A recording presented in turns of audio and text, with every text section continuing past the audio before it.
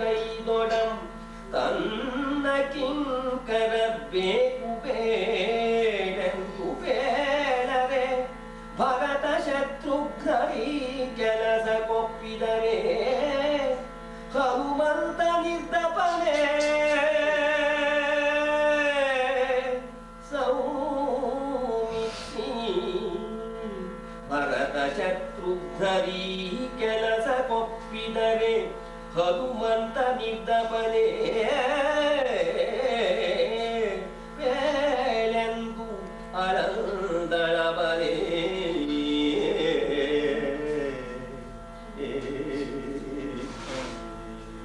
ಲಕ್ಷ್ಮಣ, ರಾಜಾಜ್ಞೆಯನ್ನು ಮೀರಬಾರದಪ್ಪ. ರಾಜಾಜ್ಞೆಗೆ ತಡವಾಗಬಾರದು. ಕೋಪಿಸನೆ ರಾಘವಂ, ಸಿಟ್ಟು ಬರೋದಿಲ್ವೇ? ಬೇಕೋಗಪ್ಪ.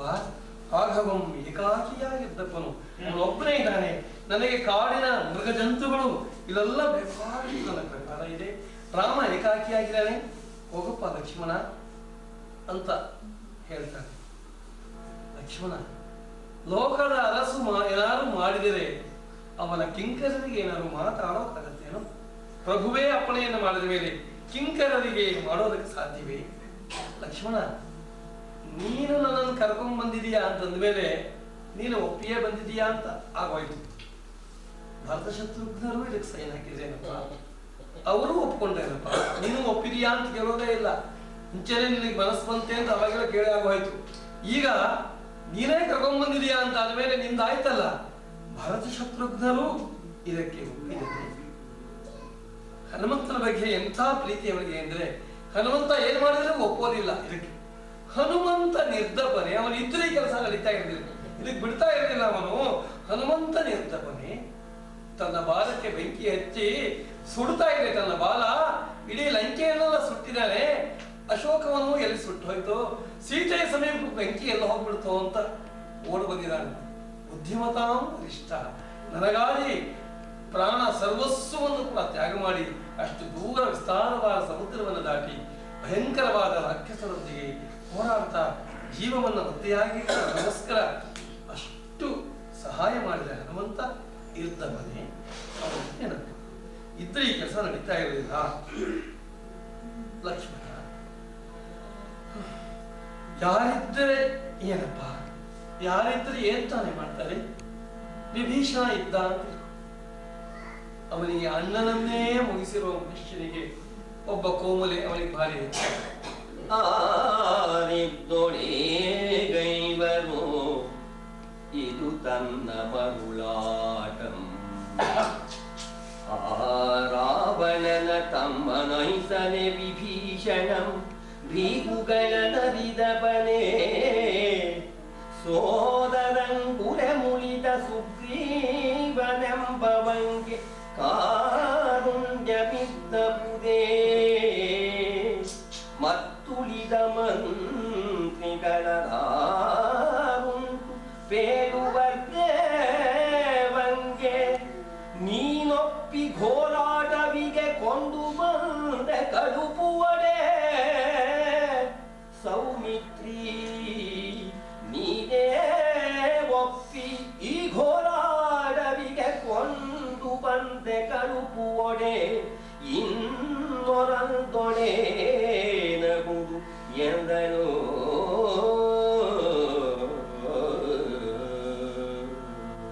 ರಾವಣನ ತಮ್ಮ ಭೀರುಗಳನ್ನ ಅರಿತಾಗಿ ಅಣ್ಣನನ್ನೇನೆ ಮುಗಿಸಿರುವಂತಹ ಸುಗ್ರೀವನಿಗೆ ಕಾರುಣ್ಯ ಅನ್ನೋದು ಇರುತ್ತೆ. ಲಕ್ಷ್ಮಣ, ಯಾರನ್ನಂದು ಏನಪ್ಪ ಪ್ರಯೋಜನ? ನೀನೇ ಒಪ್ಪಿ ಅರಣ್ಯಕ್ಕೆ ಕರ್ಕೊಂಡ್ ಬಂದ ಮೇಲೆ ಯಾರನ್ನ ಹೇಳಿ ಏನಪ್ಪ ಪ್ರಯೋಜನ? ಹೋರಾಟಕ್ಕೆ ತಂದು ಬಿಟ್ಟೆ ಅಂತ ಹೇಳಿ ವ್ಯಥೆ ಪಡ್ತಾ ಕರುಣಾಳುವಾದ ರಾಮನಲ್ಲಿ ತಪ್ಪಿಲ್ಲಪ್ಪ. ಲಕ್ಷ್ಮಣ, ಹೆಣ್ಣಾಗಿ ಹುಟ್ಟಿದ್ನಲ್ಲ, ಕಡೆಗೆ ಕರುಣಾಳು ರಾಘವನಲ್ಲಿ ತಪ್ಪಿಲ್ಲ. ಕಡೆಗೆ ಕರುಣಾಳು ರಾಘವನಲ್ಲಿ ತಪ್ಪಿಲ್ಲ. ಕಡುಪಾತಕಂಕೈದು ಪೆಣ್ಣಾಗಿ ಸಂಭವಿಸಿ ಒಡಲಂ ಪೊರೆವುದು ಎಂದೊಳಪರಾಧಮುಂಟು. ಕಡುಪಾತಕಂಕೈದು ಪೆನ್ನಾಗಿ ಸಂಭವಿಸಿ ಒಡಲಂ ಪೊರೆವುದು ಎನ್ನೊಳ ಅಪರಾಧಮುಂಟು ಸಾಕಿಂದಿರಲ್ ಬೇಡ ನೀನು ನಡೆ ಹೋಗು ನಿನ್ನದಿರು ನಿನಗೆ ಮಾರ್ಗದೊಳಾಗ ನಡಿಗಡಿಗೆ ಸುಖಂ ನಿನಗೆ ಮಾರ್ಗದೊಳಾಗಲಿ ಅಡಿಗಡಿಗೆ ಸುಖಂ ಎಂದು ಸೀತೆ ಕಂಪನಿಗಳಂ ಮಿಡಿದಾರ್ತೆಯಾಗಿರಲು ಸೌಮಿತ್ರಿ ನುಡಿದನು ಆ ವಿಪಿದನಭಿಮಾನಿಗಳಿಗೆ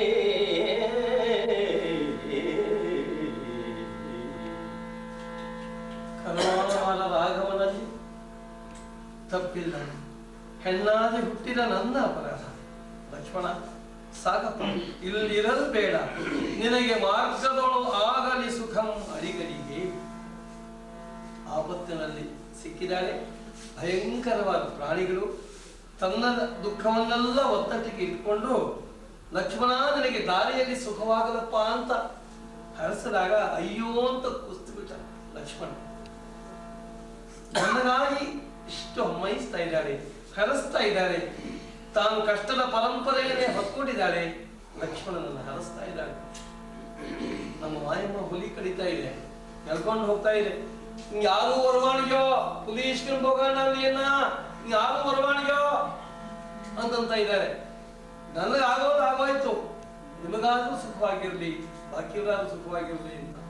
ಲಕ್ಷ್ಮಣನಿಗೂ ಕೂಡ ನಂದಾಯ್ತು ಲಕ್ಷ್ಮಣ, ನಿನಗೆ ಆಗಾಗಲಿ ದಾರಿಯಲ್ಲಿ ನಿನಗೆ ಸುಖವಾಗಲಿ ಎಂದಾಗ ಲಕ್ಷ್ಮಣ ಇನ್ನೂ ಕೂಡ ಸಣ್ಣವನಾಗುತ್ತಾನೆ.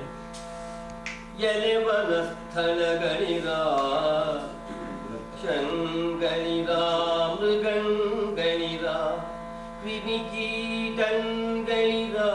ಪಕ್ಷಿಗಳಿರ ಲತೆಗಳಿರ ತೃಣಗುಣ್ಮಗಳಿರ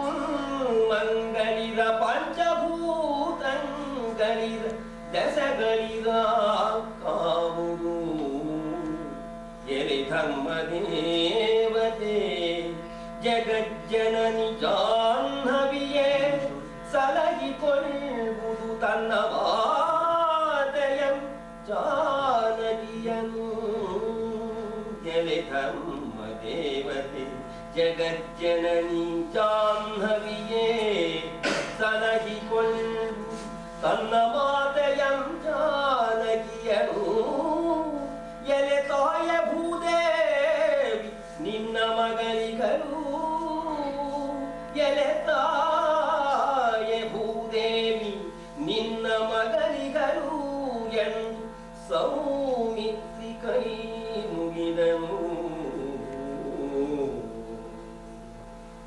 ಸೀತೆ ಲಕ್ಷ್ಮಣನಿಗೆ ಹೇಗೆ ಮಂಗಳ ಅನುಶಾಸನವನ್ನು ಮಾಡಿದಲೋ, ಲಕ್ಷ್ಮಣನು ಕೂಡ ವನದೇವತೆಗಳನ್ನೆಲ್ಲರನ್ನು ಕೂಡ ಪ್ರಾರ್ಥನೆ ಮಾಡ್ತಾನೆ.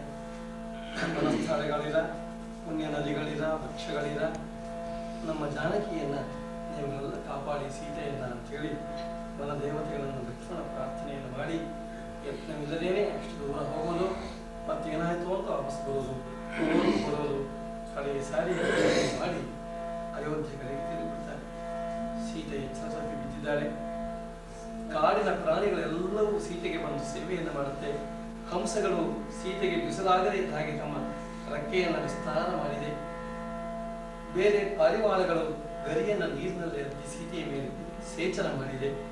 ಕಾಡಿನ ಎಲ್ಲಾ ಮೃಗಗಳು ಕೂಡ ನಾನಾ ವಿಧವಾಗಿ ತಾವು ಏನೇನನ್ನ ಸೀತೆಗೆ ಉಪಕಾರ ಮಾಡಬಹುದೋ ಹಾಗೆ ಉಪಕಾರವನ್ನು ಮಾಡ್ತಾ ಉಚ್ಚರಿಸ್ತಾ ಇದೆ.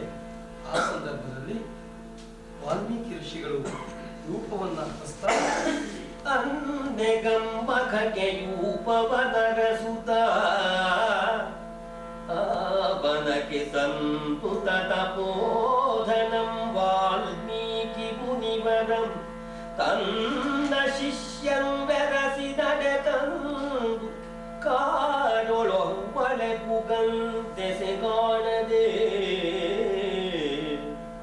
ಬನ್ನದಿಂ ಬಗೆಗೆಟ್ಟು ಪಾಡಲಿದು ಗ್ರೀಷ್ಮ ಋತುವಿಂದ ಬೆದ ಕಾಂತಾರದಧಿದೇವಿ ತಾನೆನಲ್ ಸಂದರ್ಭದಲ್ಲಿ ಗಗ್ಗದ ಕಂಠೆಯಾಗಿ ರೋದಿಸುತ್ತಿದ್ದ ವೈದೇಹಿಯಂ ಕಂಡನು.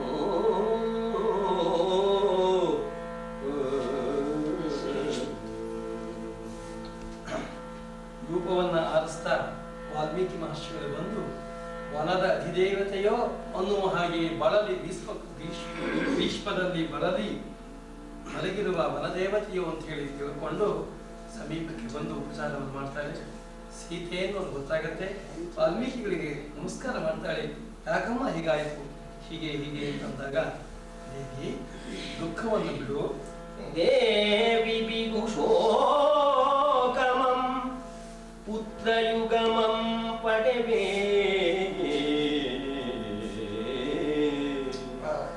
ದೇವಿ ವಿದುಷೋಕಮಂ ಪುತ್ರಯುಗಮಂ ಪಡೆವೇ.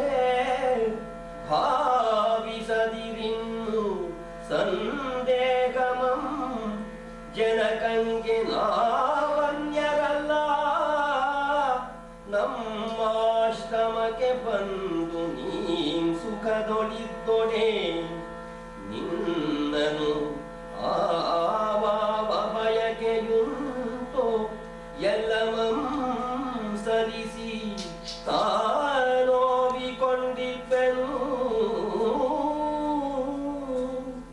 ಆವಾವ ಬಯಕೆಯುಂಟು ಎಲ್ಲಮಂ ಸರಿಸಿ ತಾನೋವಿಕೊಂಡಿಪ್ಪೆನು. ಅಂಜದಿರೆಂದು ಸಂತೈಸಿ ರಾವಣಾರಿಯ ರಾಣಿ ತಪೋವನಕ್ಕೆ ವಾಲ್ಮೀಕಿ ಕರೆತಂದನು.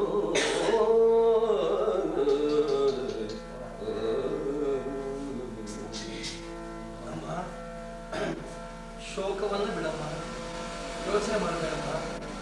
ಪುತ್ರ ಯುಗವಂ ಪಡೆವೆ. ಅವಳಿ ಮಕ್ಕಳನ್ನು, 2 ಮಕ್ಕಳನ್ನು ನೀನು ಪಡಿತೀಯಮ್ಮ. ಸಂದೇಹ ಬೇಡಮ್ಮ. ನನ್ನನ್ನ ಅನ್ಯ ಅಂತ ತಿಳ್ಕೋಬೇಡ. ನಿಮ್ಮ ಅಪ್ಪ ಜನಕ ನನಗೆ ಬಹಳ ಬಂಧು, ಬಹಳ ಆಪ್ತ ಮಿತ್ರ. ದಶರಥನ ನಾನು ಕಂಡವನು. ಜನಕ ನನಗೆ ಬಹಳ ಆಪ್ತ. ನಮ್ಮ ಮನೆಗೆ ಬಂದ್ರೆ ತವರು ಮನೆಗೆ ಬಂದ ಹಾಗಾಗತ್ತೆ. ಅಮ್ಮ, ನೀನು ಬೇರೆ ಯೋಚನೆ ಇಟ್ಕೋಬೇಡ. ನೀನು ತವರು ಮನೆ ತಿಳ್ಕೊಳಮ್ಮ. ಬಾ, ನೀನು ಧರ್ಮಚಾರಿಣಿ, ನನಗೆ ಗೊತ್ತಿದೆ. 2 ಮಕ್ಕಳನ್ನು ಪಡಿತೀಯ. ಅವರಿಂದ ನಿಮ್ಮ ಜನಕ ಬೆಳಗತ್ತೆ, ಸರ್ವ ಮಂಗಳವಾಗತ್ತೆ. ಬಾ ಅಂತ ಹೇಳಿ ಸಾಂತ್ವನೆಯನ್ನು ಮಾಡಿ ಜನಕರ ವೃತ್ತಾಂತಗಳನ್ನು ವಿಸ್ತಾರವಾಗಿ ಹೇಳಿ ತಮ್ಮ ಮನೆಗೆ ಕರ್ಕೊಂಡು ಹೋಗಿದ್ದಾರೆ. ನವಮಾಸ ತುಂಬಿದೆ.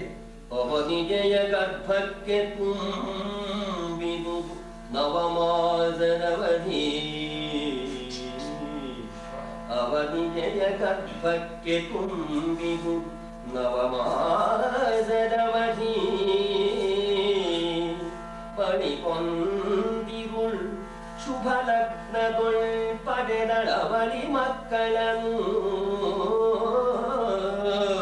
ಪಣಿಕೊಂದಿರುಳ್ ಶುಭ ಲಗ್ನದೊಳ್ ಪಡೆದಳವಳಿ ಮಕ್ಕಳನು. ಉಪಚರಿತ ವಿದಗ್ಧ